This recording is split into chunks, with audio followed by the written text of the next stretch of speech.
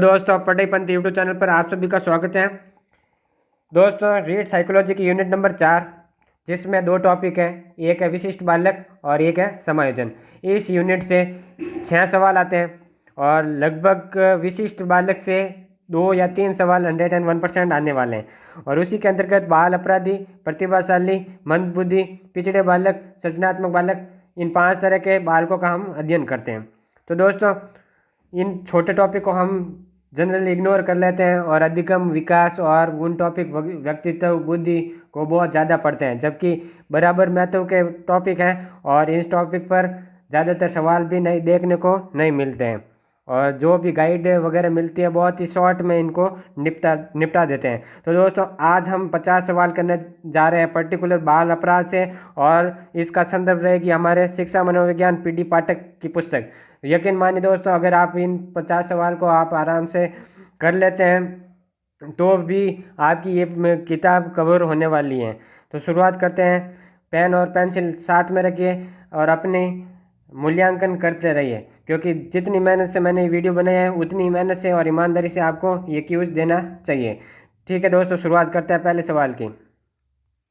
पहला सवाल है, बाल अपराधी बालक की आयु होती है। ऑप्शन नंबर 1 5 से 10 वर्ष, 3 से 12 वर्ष, 18 वर्ष से कम, या 21 वर्ष से कम। दोस्तों, वीडियो को पॉज करके आंसर देना है। मैं फटाफट, क्योंकि बहुत सारे सवाल है तो आगे इसका आंसर जल्दी ही दिखा दूंगा। और इसका आंसर है ऑप्शन नंबर 3, 18 वर्ष से कम। पीडी पाठक में दोस्तों न्यूनतम आयु 7 वर्ष दे रखी है और अधिकतम आयु 16 वर्ष दे रखी है। आप अपने स्तर पर चेक कर लेना और सही क्या है उसके तथ्य की जानकारी आप खुद जुटा लेना, क्योंकि अवधि में 18 दे रखी है और ये क्वेश्चन आ रखा है एग्जाम में और 18 को राइट माना गया है। तो दोस्तों, 16 वर्ष या 18 वर्ष क्या है अधिकतम, लेकिन न्यूनतम 7 वर्ष है, ये आपको ध्यान रखना है। और दोस्तों आगे बढ़ते हैं, दूसरा सवाल आप अपनी कैलकुलेशन करते रहिए। अगला सवाल सेकंड नंबर, निम्न में से कौन सा बाल अपराध का एक स्वरूप नहीं है? चोरी करना, झूठ बोलना, सिगरेट पीना, दिन या रात निरुद्देश्य घूमना। ऑप्शन इस प्रकार से है, 1 और 2, 1, 2 और 3, 1 और 4, 1, 2, 3 व 4। वीडियो को पॉज करके आपको आंसर देना है। मैं इसका आंसर राइट बता रहा हूँ। आंसर नंबर 4, यानी कि चोरी करना, झूठ बोलना, सिगरेट पीना, दिन और रात निरुद्देश्य घूमना सभी बाल अपराध के स्वरूप है और पीडी पाठक के अंतर्गत इसको अच्छी तरीके से दिखाया गया है। ये आप देखिए, चोरी करना, झूठ बोलना, नशा, जेब काटना, झगड़ा, चुनौती देना, सिगरेट पीना, व्यभिचार, तोड़ फोड़ करना, दूसरों पर आक्रमण करना, विद्यालय भाग जाना, अपराधियों के साथ रहना, कक्षा में देर से आना, छोटे बालकों को तंग करना, विद्रोह करना, दिन और रात निरुद्देश्य घूमना, बस और रेल में बिना टिकट यात्रा करना, अनुचित बातें करना, जुए के अड्डों और शराब खानों में आना जाना, चोर डाकू, आवारा बदचलन के साथ मिलना जुलना, माता पिता की आज्ञा के बिना घर से गायब हो जाना, सड़क पर चलते समय सड़क नियमों का पालन ना करना। कोई भी ऑप्शन आ सकते हैं आगामी परीक्षा में, सभी पर एग्जाम्पल आपको गौर करना है। क्वेश्चन नंबर 3 पर आगे बढ़ते हैं। कुप्पुस्वामी ने बाल अपराध की विशेषता बताई है। कुप्पुस्वामी जो मनोवैज्ञानिक है, उन्होंने पर्टिकुलर एक कोटेशन दिया था, उसके अंतर्गत ये सवाल बना है। वर्तमान आनंद के सिद्धांत में विश्वास रखने वाले, भविष्य की चिंता करने वाले। ऑप्शन 3 है 1 व 2 दोनों, और ऑप्शन 4 है एकांकी जीवन जीने वाले। दोस्तों, अगर आपने कहीं पर भी नहीं, आप इसका चिंतन मनन करके आंसर दे। मैं इसका राइट आंसर बता रहा हूँ। ज़्यादातर ने ऑप्शन नंबर 3 दिया होगा, लेकिन थोड़ा सवाल मैंने घुमा दिया है और ऑप्शन नंबर 1 राइट है। क्योंकि दोस्तों, जो बाल अपराधी होते हैं वो वर्तमान आनंद में विश्वास रखने वाले होते हैं, लेकिन ये दूसरा ऑप्शन है, गौर से पढ़िए, भविष्य की चिंता नहीं करते बाल अपराधी। भविष्य की चिंता ना करने वाले अगर होता तो ऑप्शन नंबर 3 राइट हो जाता। तो दोस्तों ध्यान रखना, वर्तमान आनंद में सिद्धांत में विश्वास रखने वाला, ये कोटेशन है। अपराधी बालक के चरित्र की मुख्य विशेषता, वर्तमान आनंद के सिद्धांत के विश्वास रखने वाले और भविष्य की चिंता नहीं करने वाले। आगे बढ़ते हैं दोस्तों, अगला सवाल है क्वेश्चन नंबर 4, बाल अपराधी की विशेषता नहीं है। ऑप्शन 1 गठा हुआ और पुष्ट शरीर, अंतर्मुखी, चुनौती देने वाला और दूसरों पर संदेह करने वाला। वीडियो को पॉज करके इसका आंसर दीजिए। मैं इसका राइट आंसर बता रहा हूँ, लगभग सभी ने राइट आंसर दिया होगा, अंतर्मुखी।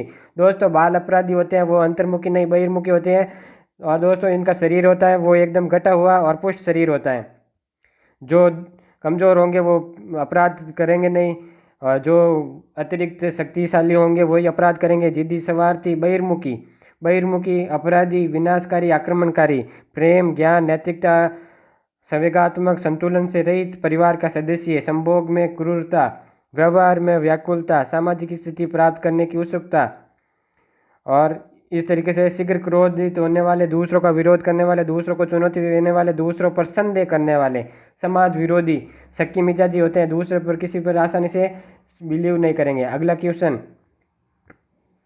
पांचों क्वेश्चन, किसके मतानुसार बाल अपराध का कारण आनुवंशिक है? बाल अपराध के बहुत सारे कारण होते हैं, सामाजिक, विद्यालय से संबंधित, ठीक है दोस्तों, आनुवंशिक। तो इसमें आनुवंशिक को पर्टिकुलर अलग अलग मनोवैज्ञानिकों ने अलग अलग माना है, लोम्ब्रोसो, मोर्सले, डगडेल या उपरोक्त सभी। तो दोस्तों ये आपका आंसर होगा उपरोक्त सभी, क्योंकि आनुवंशिक कारण में ये थे कि ये जन्मजात होते हैं। ये इनका मानना था कि जन्म से ही बाल अपराध उनके डीएनए में होता है। तो दोस्तों ये लोम्ब्रोसो, मोर्सले और डगडेल, इन्होंने आनुवंशिक को ही कारण माना है। और वैलेंटिन ने एक वक्तव्य दिया है कि आनुवंशिक लक्षण अपराधी प्रवृत्तियों को प्रोत्साहित करते हैं। ये कोटेशन भी इंपॉर्टेंट, आप याद रखना। दोस्तों आगे बढ़ते हैं, क्वेश्चन नंबर 6, आनुवंशिक लक्षण अपराधी प्रवृत्तियों को प्रोत्साहित करते हैं, किसका कथन है? ये सबका राइट होना चाहिए, क्योंकि अभी 2 सेकंड पहले ही बताया है किसका है, वैलेंटाइन का। ठीक है दोस्तों, क्वेश्चन नंबर 7, बाल अपराधी के गुणसूत्र होते हैं, इंपॉर्टेंट, वेरी इंपॉर्टेंट क्वेश्चन है, क्योंकि आनुवंशिक से चैप्टर से ये रिलेटेड हो जाएगा।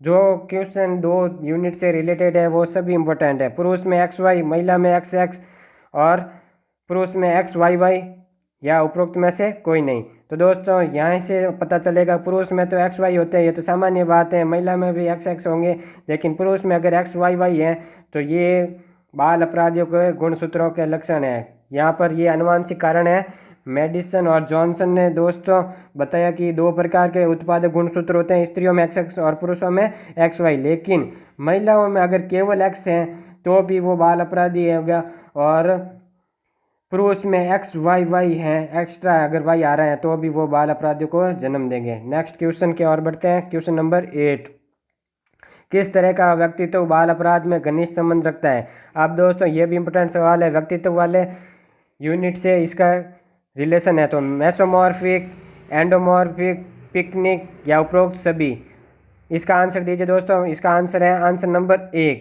दोस्तों यहाँ पर आपको याद रखना है, मोस्ट इंपोर्टेंट क्वेश्चन है, मेसोमॉर्फिक प्रकृति के जो व्यक्तित्व होते हैं वो बाल अपराधी में घनिष्ठ संबंध रखते हैं। शारीरिक संरचना, ये भी आनुवंशिक से रिलेटेड है दोस्तों। जो बालक की शारीरिक रचना के आधार पर वंशानुक्रम में एक विशेष प्रकार की रचना मेसोमॉर्फिक, अर्थात खिलाड़ियों सा शरीर होगा। इस शारीरिक रचना वाले शरीर घटा हुआ और पुष्ट होगा। ठीक है दोस्तों, अभी हमने पढ़ा था कि शरीर घटा हुआ और पुष्ट होगा। और ग्लूक एंड ग्लूक ने अपनी पुस्तक फिजिक एंड डेलिक्यूंसी ने अपने समय के अध्ययनों के आधार पर लिखा कि इस प्रकार के शारीरिक रचना वाले बाल अपराधियों में घनिष्ठ संबंध है। मोस्ट इंपोर्टेंट क्वेश्चन, आगे बढ़ते हैं क्वेश्चन नंबर 9 पर। दोस्तों ये क्वेश्चन मैंने दिमाग से नहीं बनाए हैं, ये सभी सवाल पीडी पाठक से हैं, तो सभी आप निश्चित रहिए, सभी सवाल एकदम सही है। पवन की आगे कमज़ोर थी, वो पढ़ नहीं सकता था, दूसरे लड़के उसका मजाक बनाते थे, इसलिए उसके आत्मसम्मान को ठेस पहुंचाते हैं। उसने चश्मा लगाने वाले लड़कों के चश्मे चुराने आरंभ कर दिए। अब पहले तो उसने दूसरों को तंग करने के उद्देश्य से किया, लेकिन धीरे धीरे उसकी क्या है, आदत पड़ गई। तो यहाँ पर पवन आप बाल अपराधी बन गए। और बाल अपराध का कारण कौन सा हुआ? मोस्ट ऑफ द क्वेश्चन, ये बहुत शानदार क्वेश्चन है और ज़्यादातर लोग इसका गलत आंसर करेंगे। इसका राइट आंसर है ऑप्शन नंबर 1, शारीरिक कारण। शारीरिक कारण कैसे हो गया इसका? तो देखिए दोस्तों, ये पढ़िए पीडी पाठक का संदर्भ। ये बालक के शारीरिक दोष उसके तिरस्कार के कारण बनते हैं। तिरस्कार से उसके आत्मसम्मान को ठेस पहुंचती है, फलस्वरूप वो तिरस्कार का बदला लेने के लिए दूसरों को कष्ट देने और सताने के अपराध करने लगता है। और दोस्तों ये उदाहरण मोस्ट इम्पोर्टेंट है, क्योंकि जो किल फोर्ड मैमसेट मनोवैज्ञानिक थे, उन्होंने क्या किया कि ये अध्ययन किया और उनकी किताब में ये उदाहरण हूबहू दे रखा है। एक बालक की आंखें कमज़ोर थी और वह पढ़ नहीं सकता था, दूसरे लड़के उसका मजाक उड़ाते थे, इससे उसके आत्मसम्मान को चोट लगती है और चश्मा लगाने वाले को चश्मा चुराना आरंभ कर दिया। ये शारीरिक कारण में आएगा दोस्तों, यहाँ से आप पढ़ लेना। ठीक है दोस्तों, नेक्स्ट आगे बढ़ते हैं, क्वेश्चन नंबर 10 की ओर। बाल अपराधियों की बुद्धि के संबंध, ये भी इम्पोर्टेंट है। बाल अपराधियों की बुद्धि किस प्रकार से होगी, क्योंकि 2 यूनिट यहाँ से भी कोरिलेट हो रही हैं, बुद्धि वाला चैप्टर और चैप्टर नंबर 4। तो दोस्तों इनकी बुद्धि में क्या होगा, बुद्धि और बाल अपराध का कोई घनिष्ठ संबंध नहीं है। ऑप्शन नंबर 1 या दूसरा, प्रतिभाशाली बालक कभी भी बाल अपराधी नहीं हो सकते। ऑप्शन नंबर 3, बाल अपराधियों के लिए बुद्धि लब्धि हमेशा 70 से कम होगी और बाल अपराधी अधिकांशतः निम्न सामान्य बुद्धि वाले होते हैं। दोस्तों इसका राइट आंसर कीजिए।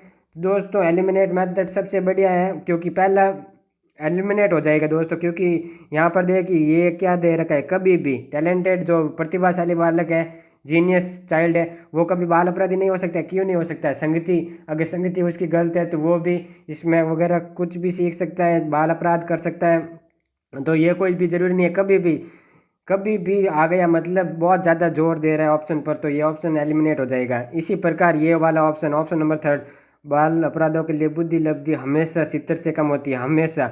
ये ऐसे सवाल आ जाए कभी भी और हमेशा, तो हमेशा इनको डिलीट करना है, क्योंकि मनोविज्ञान में ऐसा कुछ नहीं है कि पर्टिकुलर हमेशा उनकी 70 से ही कम होगी। और ऑप्शन 1 अगर संबंध नहीं होता तो सवाल ही क्यों बनाता।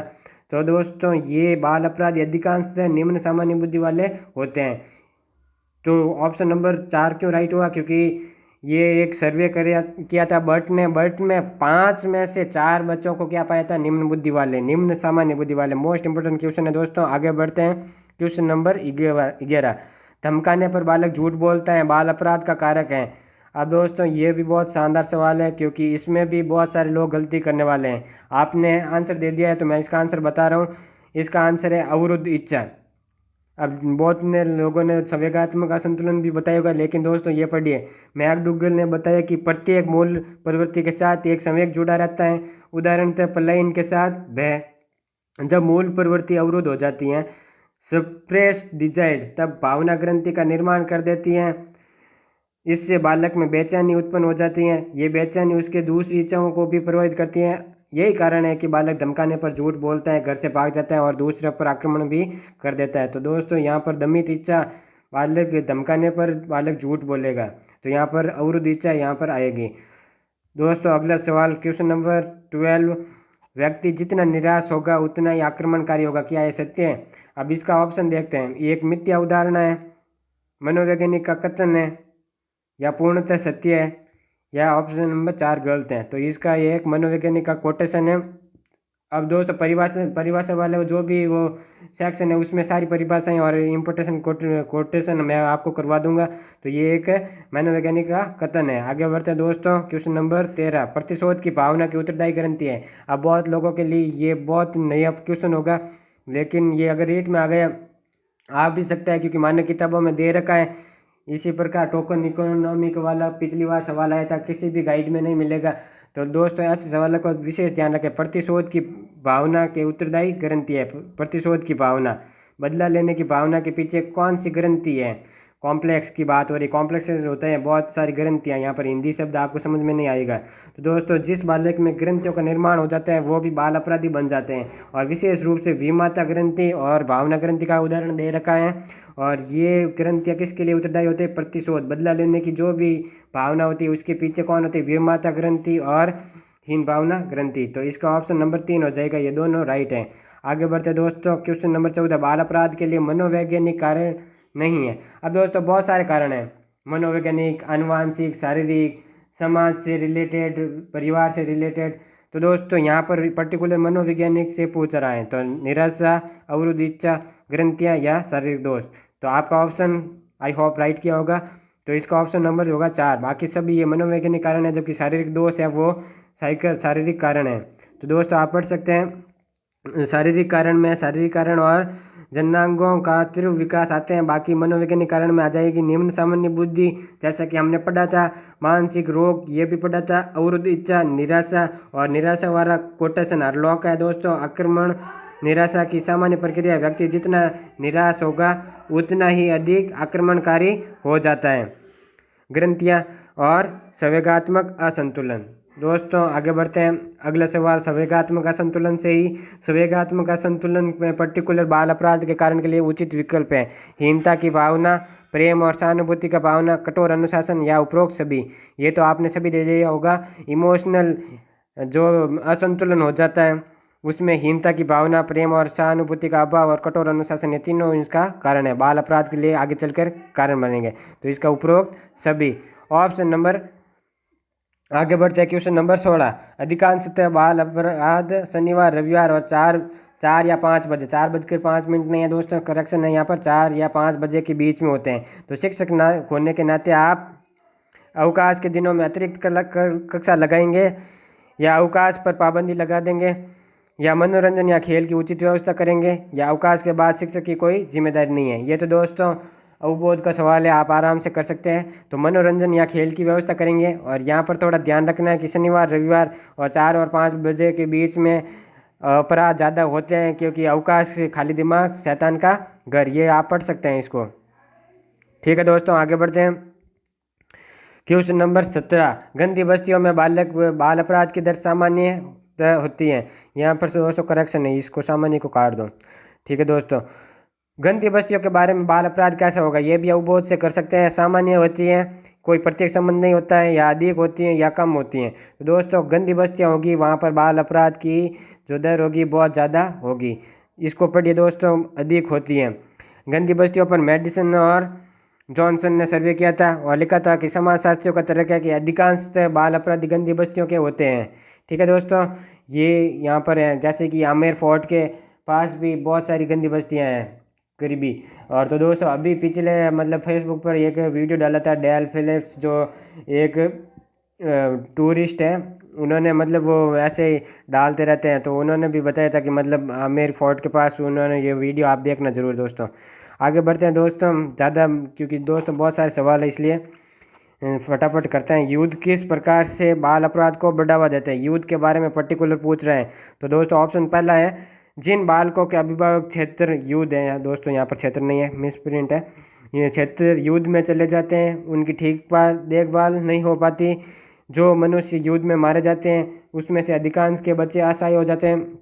ऑप्शन थर्ड, जिन देशों पर बम गिराए जाते हैं उनके बच्चे अनाथ हो जाते हैं, या उपरोक्त सभी। तो दोस्तों देखो, इसका ऑप्शन नंबर 4 होगा, आपने आंसर दे दिया होगा। जिन बच्चों के अभिभावक युद्ध में चले जाएंगे, तो पीछे जब भी पिताजी की अनुपस्थिति होगी तो बाल अपराध करने की संभावना ज़्यादा हो जाएगी।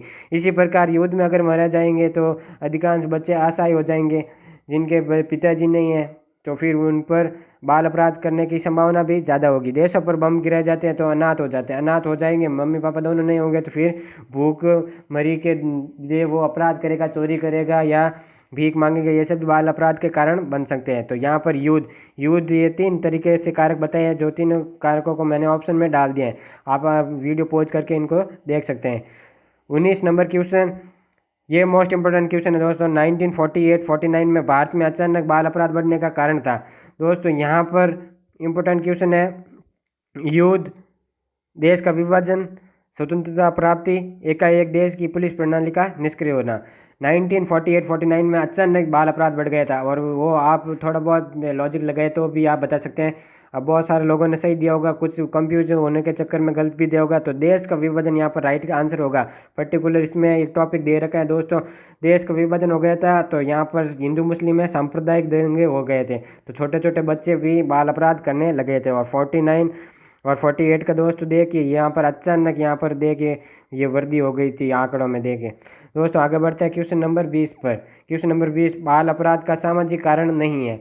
ऑप्शन नंबर 1, साथी, नागरिक वातावरण, नागरिक वातावरण का मतलब नगर का वातावरण, शहरी वातावरण, अनैतिक परिवार या गंदी बस्ती। दोस्तों यहाँ पर सभी ऑप्शन है, लेकिन पर्टिकुलर सामाजिक का पूछ रहे हैं। कभी पूछ लेगा मनोवैज्ञानिक कारण, कभी पूछ लेगा विद्यालय से संबंधित कारण। ऑप्शन चारों ही राइट है, लेकिन हम पर्टिकुलर पूछ रहा है सामाजिक। तो दोस्तों साथी जो संगत होगी वो भी सामाजिक के अंतर्गत आएगी, शहरी वातावरण भी सामाजिक के अंतर्गत है, और गंदी बस्ती भी सामाजिक के अंतर्गत है। अनैतिक परिवार है वो पारिवारिक कारण है, पारिवारिक कारण को अलग से पढ़ेंगे दोस्तों। आगे बढ़ते हैं क्वेश्चन नंबर 21, ये आप देख सकते हैं सामाजिक कारणों में कौन कौन से आते हैं, साथी, अवकाश, नागरिक वातावरण, गंदी बस्तियाँ, युद्ध और देश का विभाजन। आगे बढ़ते हैं दोस्तों क्वेश्चन नंबर 21, कथन और कारण दे रखे हैं। कथन में क्या दे रखा है, एक निग्रो जाति में बाल अपराध सर्वाधिक है। दूसरा इसका कारण देख रहा है, निग्रो जाति में पिता की मृत्यु दर सबसे अधिक है। बहुत ही शानदार क्वेश्चन है, इस तरह के क्वेश्चन आप देखेंगे आएंगे नहीं, लेकिन जो सेकेंड ग्रेड के एग्ज़ाम होते हैं उसमें पूछते हैं दोस्तों। आप देखिए पहला ऑप्शन, कथन और कारण दोनों सत्य है। कारण कथन की सही व्याख्या कर रहा है। कथन और कारण दोनों सत्य है लेकिन कारण कथन की सही व्याख्या नहीं कर रहा है। और कथन सही है लेकिन कारण गलत है, या कारण सही है और कथन गलत है। तो दोस्तों ये ऑप्शन नंबर 1 राइट होगा इसका। कथन और कारण दोनों सही है लेकिन कारण और कथन सही व्याख्या कर रहा है। कैसे कि ये ऑप्शन पढ़िए, पिता की अनुपस्थिति में बालक स्वाभाविक रूप से बाल अपराध करेगा। और ये कोटेशन है मेडिसन और जॉनसन का, क्योंकि निग्रो जाति में पिता की मृत्यु दर सर्वाधिक है, इसलिए कोई आश्चर्य की बात नहीं है कि जाति में बाल अपराध की दर सर्वाधिक होगा। दोस्तों आगे बढ़ते हैं। आप वीडियो को पॉज करके जल्दी से जल्दी आंसर देने की कोशिश कीजिए, क्योंकि मैं यहाँ पर रुक कर बताऊँगा तो यहाँ पर बहुत लंबा वीडियो हो जाएगा। बाल अपराध का कारण नहीं है। ऑप्शन 1 भगन परिवार, पिता की अनुपस्थिति, परिवार की संपन्नता, या तिरस्कृत बच्चे। अब दोस्तों यहाँ पर देखिए आप ऑप्शन नंबर कौन सा क्लिक करेंगे, तो यहाँ पर ऑप्शन नंबर 3 राइट होगा। परिवार में अगर अमीरी है तो बाल अपराध होने की संभावना कम होगी, अगर परिवार में गरीबी है तो बाल अपराधी बनने की संभावना ज़्यादा होगी। जैसे अंबानी के बच्चे अभी क्या कर रहे हैं, कोई बाल अपराधी तो नहीं है ज़्यादातर। ये कोटेशन आप देखिए, परिवार के कुपुस्वामी ने कहा कि चरित्र का विकास करने में निर्धनता एक अति महत्वपूर्ण कारक है। तो जो बच्चे निर्धन होंगे वहाँ पर ज़्यादा बाल अपराध होगा, जबकि संपन्न परिवारों में बाल अपराध की संभावना कम होगी, क्योंकि वहाँ पर चरित्र डेवलप हो जाएगा। बाल अपराध का विद्यालय संबंधित कारण है, मैंने दोस्तों संवेगात्मक संबंधित कारण बताए, सामाजिक संबंधित बताए, अनुवांशिक संबंधित बताए, शारीरिक संबंधित बताए। आप पर्टिकुलर पूछ रहे हैं विद्यालय से संबंधित कारण, तो आप भी देखिए खेल मैदान का अभाव, परीक्षा प्रणाली, मनोरंजन का अभाव, या उपरोक्त सभी। आपने आंसर दे दिया होगा, मैं इसका आंसर बताता हूँ, उपरोक्त सभी। अगर खेल मैदान नहीं है, कुछ विद्यालय होते हैं खेल मैदान नहीं होते हैं, तो फिर वहाँ पर उनके संवेगों का सही रूप से प्रकट नहीं कर पाते हैं, तो बालक वहाँ पर बाल अपराध करने की संभावना ज़्यादा होगी। परीक्षा प्रणाली और मनोरंजन का अभाव। दोस्तों यहाँ पर देख सकते हैं विद्यालय से संबंधित कौन कौन से कारण हो सकते हैं। एक तो स्थिति, देश में ऐसे अनेक विद्यालय हैं जहाँ पर नगर में दूषित और कोलाहलपूर्ण भागों में स्थित हैं। बालक वहाँ जाते हुए प्रतिदिन विभिन्न प्रकार के अमानवीय कृत्य देखते हैं। कुछ बालक उनसे प्रभावित होकर अपने जीवन का अंग भी बना लेते हैं। तो इसलिए अच्छी स्कूल है जो भी है वो थोड़ी शहर से दूर बसी होगी। जयपुर में और जोधपुर में आप देख सकते हैं इंटरनेशनल स्कूल है जो भी है, जोधपुर से बाहर की तरफ होगी। जो भी गंदी बस्तियाँ या बहुत भीड़ भाड़ वाला इलाका में होगी तो वहाँ पर बच्चे अपराध होते हुए देखेंगे। तो स्थिति सिचुएशन कहाँ पर है स्कूल की वो भी निर्भर करती है। नियंत्रण प्रिंसिपल है वगैरह कुछ अगर कड़क होते हैं, हमारे 11वीं-12वीं में जहाँ मैंने शिक्षा की वहाँ के प्रिंसिपल का वो इतना खौफ था कि मतलब दोस्तों कोई भी बाल अपराध करने की सोच भी नहीं सकता था। इसी प्रकार खेल व मनोरंजन का अभाव, कुछ विद्यालय जैसे कि अभी बताया मैंने कि यहाँ पर खेल का अभाव होता है तो संवेग सही रूप से प्रकट नहीं हो पाएंगे। इसी प्रकार परीक्षा प्रणाली, व्यक्तिगत स्कूल, यहाँ पर दोस्तों याद रखना H.C. वेल्स ने एक कोटेशन दिया था कि यदि आप इस बात का अनुभव करना चाहते हैं कि पीढ़ियों के बाद पीढ़ियों की पहाड़ी नदियों के वेग से विनाश की ओर बढ़ रही है तो आप किसी प्राइवेट स्कूल को ध्यान से देखें। तो दोस्तों व्यक्तिगत स्कूल है, इंडिविजुअल स्कूल है, वहाँ पर शारीरिक मानसिक संवेगत विकास के लिए उपयुक्त सुविधाएं नहीं जुटा पाते हैं, इसी कारण बाल अपराधी बनते हैं। ये कोटेशन ध्यान रखना वेल्स का है दोस्तों। आगे बढ़ते हैं दोस्तों, क्वेश्चन नंबर 24, बाल अपराध का कारण नहीं है। टेलीविज़न, सस्ते उपन्यास, प्रहसन की पुस्तकें, या पौराणिक कथाएं। आपने आंसर दे दिया होगा दोस्तों, इसका ऑप्शन होगा पौराणिक कथाएं। पौराणिक कथाएं में दोस्तों नैतिक शिक्षा मिलती है, यहाँ पर कोई ऐसा बाल अपराध का कोई कारण नहीं होगा। टेलीविज़न में हम क्राइम पेट्रोल देखते हैं, सावधान इंडिया देखते हैं, तो वहाँ पर अपराध दिखाया जाता है, तो टेलीविज़न से बहुत ज़्यादा इफेक्ट होगा। और सस्ते अपने चीप नॉवेल जो मिलते हैं ठेलों पर, उन नॉलेज में क्या होगा, प्रेम प्रसंग होंगे, बाल अपराध के वहाँ पर उसके जिज्ञासा संतुष्ट होगी। तो सस्ते उपन्यास, चीप नॉवेल होंगे वो भी। और प्रहसन की पुस्तकें, कॉमिक्स बुक्स में क्या होगा, ऐसे कैरेक्टर होंगे जो हिंसक कैरेक्टर होंगे, तो प्रहसन कॉमिक्स बुक्स हैं वो भी बाल अपराध का कारण बनती है। जबकि पौराणिक कथाएँ यहाँ पर ऑप्शन नहीं है। इसको आप देख सकते हैं कॉमिक बुक्स में यहाँ पर अध्ययन किया था, उसमें बाल अपराधों के कारण प्रहसन की पुस्तकों को पढ़ा जाना है। इसी प्रकार सस्ते उपन्यास, चीप नॉवल एंड मैगनीज उपन्यासकारों में विषय वस्तु युवक युवतियों के यौन संबंध पर आधारित प्रेम कथा होती है। अतः इलिन और ब्रूनर ने यह सिद्ध करके उत्तरदायी ठहराया था। चलचित्र यानी कि सिनेमा भी होता है, टेलीविज़न भी होता है, टेलीविज़न स्पेशली बेना, मेडिसन और जॉनसन का विचार था। मैं विश्वास करता हूं कि तरुण और परेशान किशोरों के लिए टेलीविज़न बाल अपराध का प्रारंभिक प्रशिक्षण केंद्र है। मोस्ट इम्पोर्टेंट है दोस्तों। तो दोस्तों यहाँ पर आई होप आपको समझ में आ गया होगा। आगे बढ़ते हैं क्वेश्चन नंबर 25। छात्रों में चोरी करने की आदत को कैसे दूर किया जा सकता है? बालकों को पारितोषिक देकर, ताड़ना देकर, उदाहरण देकर या सजा देकर। दोस्तों ये हूबहू सवाल MCQ PD पाठक में है और ऑप्शन नंबर 3 राइट होगा। आगे बढ़ते हैं दोस्तों। आगे क्वेश्चन दे रखा है बाल अपराध का उपचार करने की मनोवैज्ञानिक विधि नहीं है। मैंने दोस्तों देखा है कि यहाँ पर मनोवैज्ञानिक और वैज्ञानिक दो प्रकार की विधियाँ हैं, लेकिन लोग क्या गलती करते हैं, कारावास वगैरह।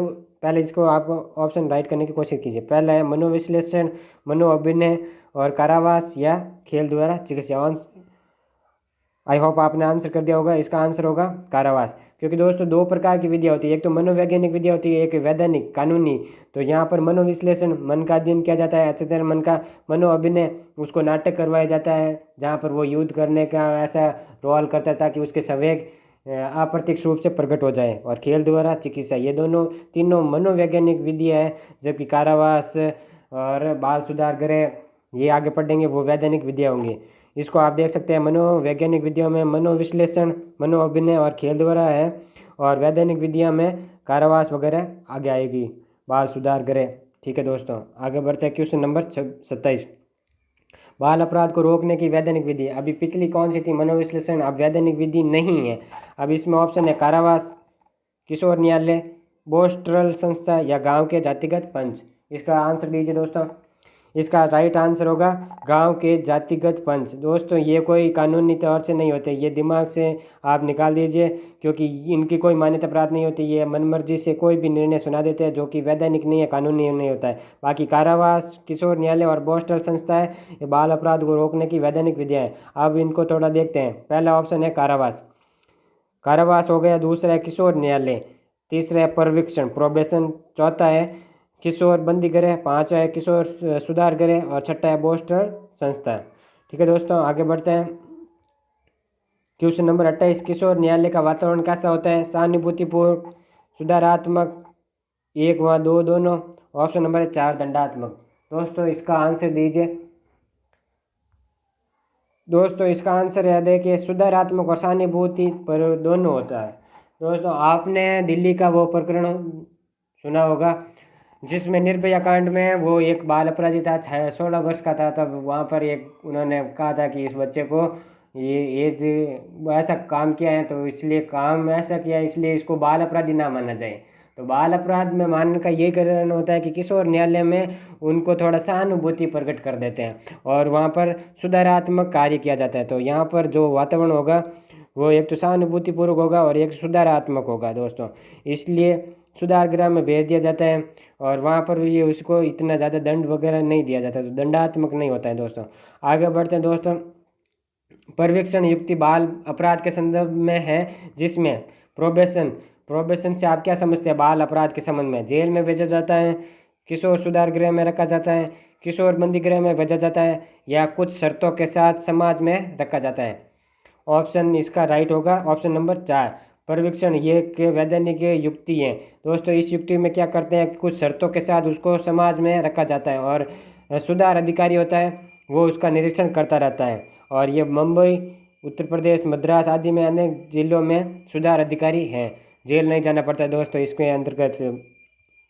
आगे बढ़ते दोस्तों। अगला क्वेश्चन है, किशोर बंदी गृह या किशोर सुधार गृह में शिक्षा नहीं दी जाती है, व्यावसायिक शिक्षा दी जाती है या विद्यालय शिक्षा दी जाती है या विधिवत शिक्षा दी जाती है? दोस्तों इसका ऑप्शन होगा व्यावसायिक शिक्षा दी जाती है, क्योंकि विद्यालय से उसका कट हो जाएगा तो विद्यालय शिक्षा नहीं देंगे। तो दोस्तों जब वो किशोर सुधार गृह से बाहर निकलेगा तो उसको स्कूल में डाला जा सकता है, लेकिन वहाँ पर केवल व्यावसायिक शिक्षा दी जाएगी, विधिवत शिक्षा नहीं दी जाएगी।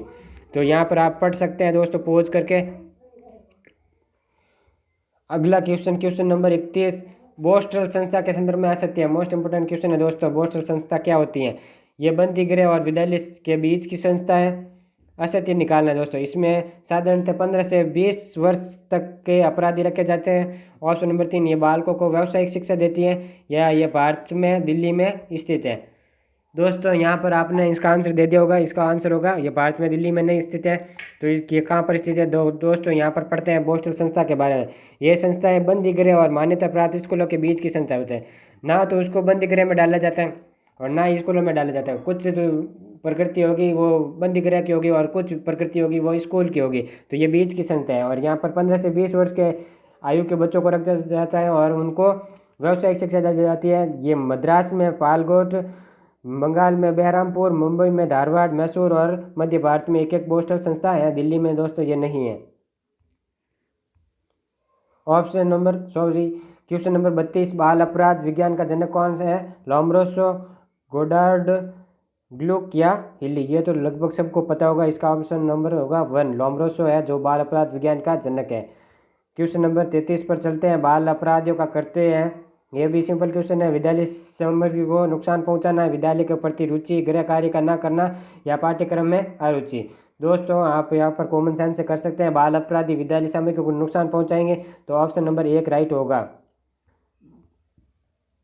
34 नंबर क्वेश्चन, बालक के अपराधी बनने में पारिवारिक पर्यावरण उत्तरदायी। ये कोटेशन है दोस्तों। ये कोटेशन किसका है? तो दोस्तों ये क्वेश्चन आया हुआ है और ये हेडफील्ड का कोटेशन है। कोटेशन कोई भी आ सकता है दोस्तों, सब कोटेशन याद रखना। ये 3rd ग्रेड में आया हुआ क्वेश्चन है। वो बालक जो समाज द्वारा स्वीकृत आचरण का पालन नहीं करता अपराधी कहलाता है।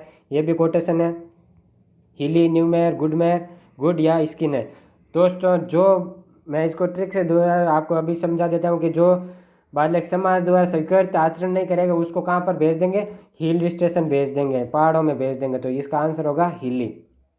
तो कुछ भी करके न्यूमिनिक्स करके इसके बहुत सारे 9-10 परिभाषाएं दोस्तों बाल अपराधी पर जो हम उस पर्टिकुलर वीडियो में करवा देंगे। तो आप ज़्यादा चिंतित ना होइए। अगला क्वेश्चन नंबर 36, 6 वर्षीय राधा पारिवारिक पृष्ठभूमि के कारण शराब पीना सीख जाती हैं, वो विशिष्ट बालक की किस श्रेणी में आएगी? दोस्तों सवाल गौर से पढ़ना। यहाँ पर आपको चकमा देने की पूरी कोशिश की गई है। पिछड़ा बालक, बाल अपराधी, मंदबुद्धि या उपरोक्त में से कोई नहीं। तो आई होप आपने आंसर दे दिया होगा, लेकिन इसका आंसर होगा उपरोक्त में से कोई नहीं। तो बाल अपराधी क्यों नहीं माना? क्योंकि न्यूनतम आयु दोस्तों 6 वर्ष नहीं होती, 7 वर्ष होती है और 6 वर्ष से जो भी हो गया तो उसका दोष नहीं है, वो उसका परिवार का दोस्त है। तो दोस्तों उसको बाल अपराधी नहीं मानेंगे। आगे बढ़ते हैं दोस्तों। क्वेश्चन नंबर 37, मोटे तौर पर बाल अपराध शब्द किसी कानून के भंग किए जाने का उल्लेख करता है। यह भी कोटेशन है। कोटेशन वाले आपको अब याद करने होंगे। वैलेंटाइन का कथन है दोस्तों। आगे बढ़ते हैं। क्वेश्चन नंबर 38, 55% बाल अपराध का कारण संगति। ये भी कोटेशन है। Most important quotation. ये किसका कोटेशन है? ये कोटेशन है ग्लुक का। अब यहाँ पर तुक्के ही लगाएंगे दोस्तों, इसलिए मैंने आपको ये परिभाषा वाले सेक्शन में ये 10 जो परिभाषाएं हैं बाल अपराध की वो करवा दूंगा। अब दोस्तों ये क्वेश्चन मैं आपके लिए छोड़ रहा हूँ।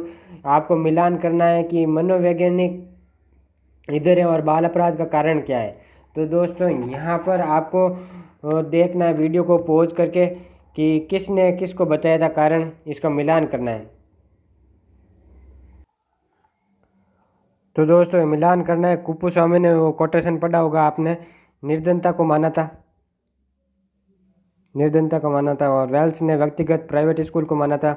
अब जॉनसन है, वो जॉनसन होगा टेलीविज़न और प्लूमर होगा सस्ते उपन्यास। तो दोस्तों इस तरीके से हमने 40 क्वेश्चन कंप्लीट कर लिए हैं, 39। अब आपका स्कोर क्या हुआ है एक बार आप स्कोर चेक कर लीजिए। बाकी जो 10 सवाल हैं वो एग्ज़ाम में आ रखे हैं, वो सवाल 10 मैं आपको अलग से करवाऊंगा। तो दोस्तों यहाँ पर आपका प्रदर्शन है अगर 35 से ऊपर तो ये अनबिलीवेबल अद्भुत स्कोर रहा होगा, क्योंकि इसमें बहुत सारी परिभाषाएं थी तो गलत होना स्वाभाविक है। लेकिन 25 और 35 के बीच में भी आप अगर सवाल कर दिए हैं तो आपका शानदार है और आपका सिलेक्शन कोई भी नहीं रोक सकते हैं।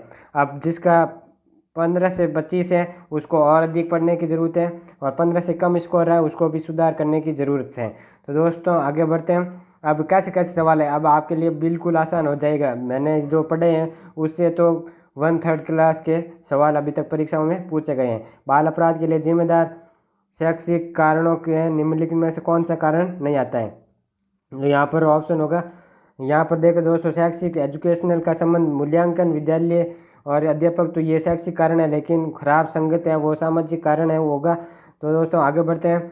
इस तरीके के सवाल है निम्नलिखित में से परिवार संबंधित। अब देखो परिवार संबंधित पूछ लिया तो यहाँ पर परिवार संबंधित कारण कौन सा है, तो विघटित परिवार होगा।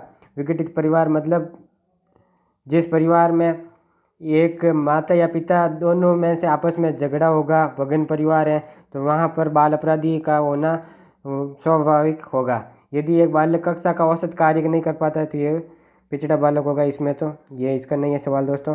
बालक के अपराधी बनने में प्रारंभिक, ये मैंने पूछ लिया है, हेडफील्ड का होगा। आगे बढ़ते दोस्तों, बाल अपराधियों की आयु होती है, ये हिंदी में आ चुका है। न्यूनतम आयु का ध्यान रखना दोस्तों, न्यूनतम आयु का भी पूछ लेते हैं। 7 वर्ष होगी, 17 वर्ष से 18 वर्ष से कम। आगे बढ़ते दोस्तों, बाल अपराधियों का कर्तव्य है, ये भी मैंने बता दिया था। ऑप्शन नंबर 1 राइट होगा। बाल अपराध का कारण है, बिल्कुल ये तो होगा ही, सहानुभूति परिवार, समर्थ परिवार और सहमति से कार्य होना। 3 नहीं है दोस्तों, पहला ऑप्शन ही है केवल इसमें।